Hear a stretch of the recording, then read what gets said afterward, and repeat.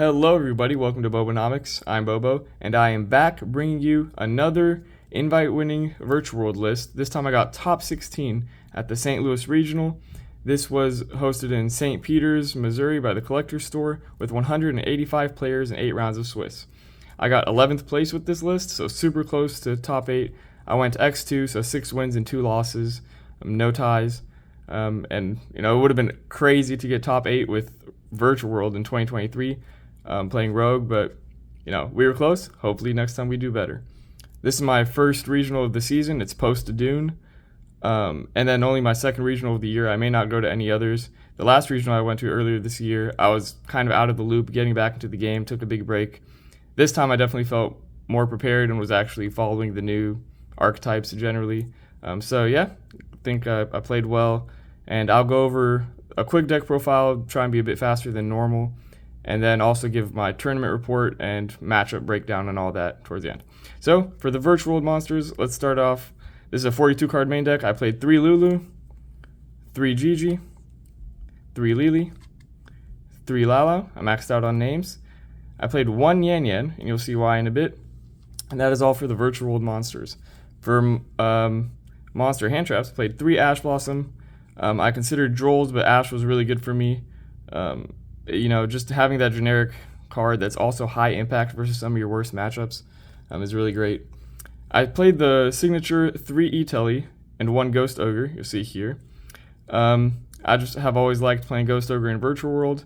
I think it makes E-Telly a better going second card, and it helps consistency a little bit if you break on like City with another Qinglong, E-Telly summon out the Ogre. So this has kind of just become my signature inclusion, and Ogre's not terrible into this format. It's decent versus Pearly, Kashtira. I only opened it maybe twice, and once that was versus Kashtira. It didn't do much, but I think it's worth including just for that slight consistency boost, because I do like playing 3 E-Telly, and you're going to see here I'm playing the Adventure Engine. So 3 E-Telly, you might think, oh, this is not necessary with only 1 Yan Yan. You don't have that much access to non-tuners. But like I said, with the Ogre, with the Yan Yan, and now with the Adventure Engine, having another level 3 tuner comes up a lot. So I think I'm happy I played 3. It was a good inclusion, and you can always side it out if you deem that necessary. And now this is why this build is different from any of my other previous builds. I'm playing the Adventure Engine here, and here I'll take it all out. I'm kind of grouping them together. So I'm only playing 2 Enchantress, 1 Gryphon. Gryphon was great just as a level 7. Similar reasons to why some people play Fenrir in Virtual World, but being a quick effect was also crazy because once versus like Pearly, I chained Gryphon to one of their quick plays so that their monster could not attach the quick play as material and then set a trap. And so just having that utility was really great. It makes it to where opening this guy isn't necessarily like the worst thing in the world.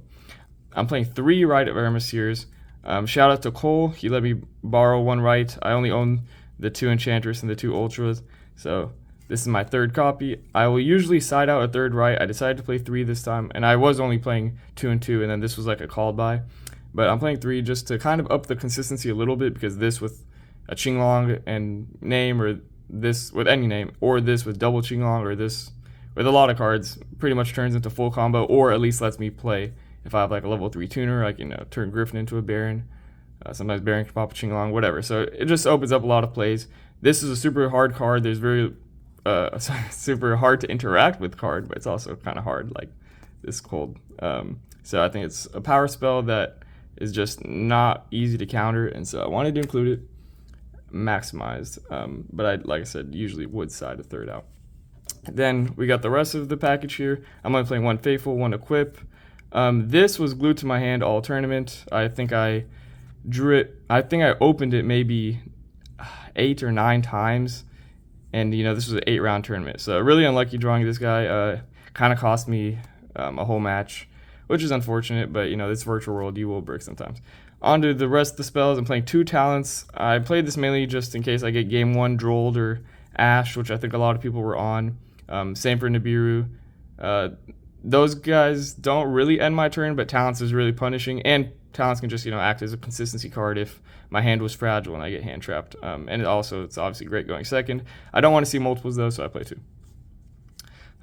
Playing 3 Virtual City, obviously, just part of the engine, and then on to the rest of the spells. 3 Qinglong. I could play 2, and I did start with 2, but I think 3 is good, just because I decided to go with the 3 rights. And you actually do want to see this card. It has more utility now. You have more ways to get it engraved, and so I think it's worth running at 3, and it's kind of just been a good pattern to make my deck thicker so I don't draw one-ofs, and it's in a way adding consistency. Then I have my trap cards, 3 infinite permanents. I think this is one of the best cards in the game. Doesn't need much explanation, good against a lot of my worst matchups. And then I'm playing the 3 virtual world traps. So that's it for the main deck. Nothing too crazy. It's just really including the adventure engine. Now onto the extra deck. So this is 42 cards, like I said. I think I would play 43 with 1 prosperity or something, but this time I was actually letting my brother use my prosperity, and so I didn't get to play it, but I also hadn't tested it that much. But I do think I would add some consistency cards to this. But this is still roughly 1 in 10 hands are full combo, so that's always nice. So here's the extra deck. It's relatively standard to regular virtual world. We have Shen Shen. You don't make it as much in this, but you still make it a good amount. Vermilion, just a utility card. I'm playing the Ultimites Ulcan package with Crystal Wing, just that 1 target. I'm playing Baron de Fleur.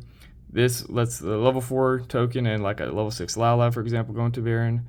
Gryphon and a level 3 tuner go into Baron. So you have a lot of opportunities to make it, and I did make Baron a good amount. So I finally own Baron, and I finally own the adventure package. So I wanted to play something new for this regional. That's the main reason I took it. Even though it's Joel format, you might say adventure is actually worse than pure right now. I just wanted to try something new, and I think it worked out well. Adventure is definitely stronger than pure, maybe 1% less consistent, something like that. Playing the kind of standard level 6s, I'm not playing prosperity, so all the draw cards, and I did go into them frequently because I'm not playing prosperity. So those all the synchros, pretty standard. I'm playing Gaia. He's super clutch. I always like including him with my rank 6s. Playing Beatrice. This helps dump Water Enchantress. This you may not play in pure. And that's pretty much all I dumped off Beatrice, just Water Girl. For more rank 6s, I'll just show them all. I'm playing a lot of rank 6s. I'm playing M7. M7 really almost never came up in this build. This could be something like another level 10, like a Qinglong, the Sword Soul Synchro. I did consider that, but M7 is good utility still, for follow-up especially. Lars is a new post-doom card. I wanted to try something new, like I said, and I do think this helps put up Omni Negates and just, strengthen your board to things that may rip apart your board. Like 1 Rite of Aramesir, 1 Branded Fusion, that often will destroy like a pure end board because you just don't put up spell trap negates that often. So I made him a couple times, and I think he was good for making Zeus sometimes because he can't be targeted by monsters and is an Omni that protects himself, and just also as an end board piece. So I liked him. I think him and M7 are most likely to be cut for another level 10 or something, but as of now, I don't think I would change anything. Wallow, this was great. Definitely mandatory in my opinion. The attack boost is very clutch, helps OTK, and then just having that utility of a D Crow and Monster Reborn is very helpful. I'm playing the 1 Zeus. I don't think 2 is necessary. Cash isn't that popular. I can often shuffle back Zeus. But yeah, Zeus comes in a lot in the grind. And then Fortune Tune, I do like playing 1 rank 3. I decided Fortune Tune specifically for the Unchained matchup. But obviously there's other matchups where Fortune Tune not being able to target or be targeted and things like that comes up a lot. So I thought Fortune Tune was optimal, but normally I do like playing Jaw or Gossip Shadow or something like that. Onto the side deck real quick. I'm only playing these 4 kind of going first cards. I'm siding the Called By for things like Droll, siding 3 Anti-Spell. Anti-Spell is super powerful. Obviously, once you establish a board and flip Anti-Spell, you're usually winning. However, if I did brick on Anti-Spell, I think twice. And so that kind of cost me the game because I can't play under my own Anti-Spell too well. So that's unfortunate, but I do think I made the correct choice. If I were to change anything, it'd probably be like 2 Anti-Spell, 1 D-Barrier, and then maybe I play Thrust or something, but I didn't have access to Thrust at the time of testing and playing anyway, so that's good. I think this was very good. I just didn't end up seeing Anti-Spell when I comboed, I don't think, so it didn't help me that much. Called By, I think I saw it once exactly. I think I got drolled 4 times this tournament. 2 of the times it was just a droll that didn't matter that much because droll is not that good against the virtual world engine itself. It just hits when you want adventure and virtual world. And then like one time I called by a droll, which still hurt because it took a card out of my hand, but you got to do what you got to do. And then one time droll just pretty much shut my turn down, but I still ended up winning that game, I believe, because I don't know, had like a set imperm and chuche that I was able to make alive, and it was enough. So I'm signing 3 Book of Moon. mainly for things like Kashtira. It's great going first or second. I consider the main deck can get, but doesn't need much explanation. Just very good versus things like Pearly, Cash. It was quite clutch. I'm playing 3 Cosmics. This might be weird to some people. I could do like 2 Cosmic, 1 Harpies, but I think Cosmic was just the best card going into a multitude of matchups. I like having chainables for a lot of decks this format. For some reason, they have a weird, quick effects of chain to your own card effects like Infernoble, Labyrinth, Pearly. They all have those types of effects. So I think Cosmic was just good in that setting. And Banishing was definitely very important for some of your worst matchups like Unchained. And so that's why I'm not playing Thrust. I didn't go with Harpies. And I already deal with the back row decently, so I think just the Cosmics was all I needed. It works going first or second. I can set it, so it's an interruption like that. Playing 2 Ghost Belle. This was just for random, Tri-Brigade Revolt, Math Mech Superfactorial, just a bunch of cards like that otherwise you can't interact with. Big Welcome Labyrinth, so I do like having Belle. It's a level 3 tuner, that's why I pick it over the Crows. I could play Bishuals, it's a close call, but I just go with Belle because I think I only had really space for 2, and 2 of this is better than like 2 Bishuals. 3 Droll, arguably the hand trap of the format. Honestly, didn't put in any work. I never saw any Mana Dome or anything. I put it in versus like Pearly, I think twice, but I don't think I ever drew it, and it's not that crazy versus Pearly anyway. So that's the whole deck right there. Just to go over my matchups real quick. I don't want to reveal names or anything, but I do have them written down here. So my first round was with Heroes. I lost the die roll, went to game 3, and won that one. It was actually very close, though. I definitely could have lost, but my opponent messed up. Round 2, I went against Pearly. That went to game 3. I lost die roll, and I won that. I think I have a decent Pearly matchup, to be honest. Round 3, I played versus Branded Despia, lost die roll again, so I lost 3 die rolls in a row. Again, went to game 3 and won game 3. Round 4, I went against Tearlaments. This was my first loss, so I was undefeated going into round 4. Then I lost to Tearlaments. That's when I bricked on the anti-spell, so that was unfortunate, but it happens. Round 5, I won against Pearly again, 2-0. I think I won the die roll on that. Actually, I think I lost die roll, and I still won. Round 6, I won die roll versus Kashtira. I won that into game 3. And so as you can see, I'm going into game 3 a lot. My side deck was pretty good, but if if I don't make that crazy of a board, or if I just don't draw my side cards, I'm usually losing one of the games. Round 7, Kashtira again. I won die roll, and I won game 1. But game 2, I didn't even see what they were playing. I just saw like Harpies, Prosperity, and like Imperm or something. But I had Ash the Prosperity, so I wasn't sure what they were playing. Figured it was Cash. But either way, they flipped anti-spell. I didn't even know Cash plays anti-spell still, so that kind of caught me by surprise. But not that it mattered. I couldn't really do anything with the hand I had. And then game 3, I lost. Just didn't draw good at all. I think I didn't completely break. I like semi-break though. I had to like special summon Gryphon, discard a Dracoback, normal summon Laolao, and then Laolao affect target Laolao. It was pretty bad. And then final round, round 8, I lost die roll, went into game 3 versus Dragon Link, and won that one pretty comfortably OTK'd. So yeah, if you guys have any questions on my matchups or how games went down, I'm happy to share. But yeah, all pretty good games, had some pretty crazy plays, but I can't include it all in one video.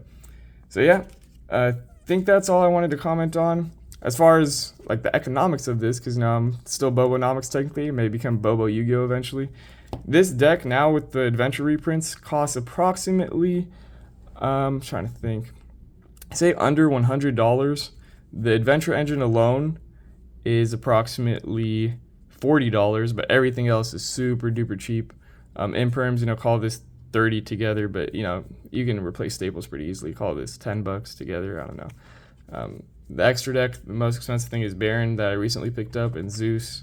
Those will probably run you 50. Oh, call them 60 together. So really maximum at 150 for this build, and then if you want to play thrusts and prosperities, that's up to you. But I think this budget version is arguably full power still. So yeah, a lot of potential here. Lots of different ways to play the deck. Even with the exact same build, there's different ways to combo. Not everyone searches the same thing. Not everyone plays the same extra deck, or goes for the same end board, even if it's on the same extra deck. So I like the innovation on that front. Shout out to all my rogue and budget players. Glad I was able to give Virtual the invite into 2023. And yeah, I'm planning on going to Nats. I don't know if I'll take Virtual World. We'll see on that. But Road to Nats is among us. I'll see if I'm going to other regionals, and I'll see if I'm still playing Adventure Virtual World versus regular Virtual World versus a completely other deck. But yeah, if you guys have any questions, comments, tips, whatever, feel free to leave it below. And I appreciate you guys' time watching. Have a good rest of the day or night whenever you're watching. Thanks. Peace.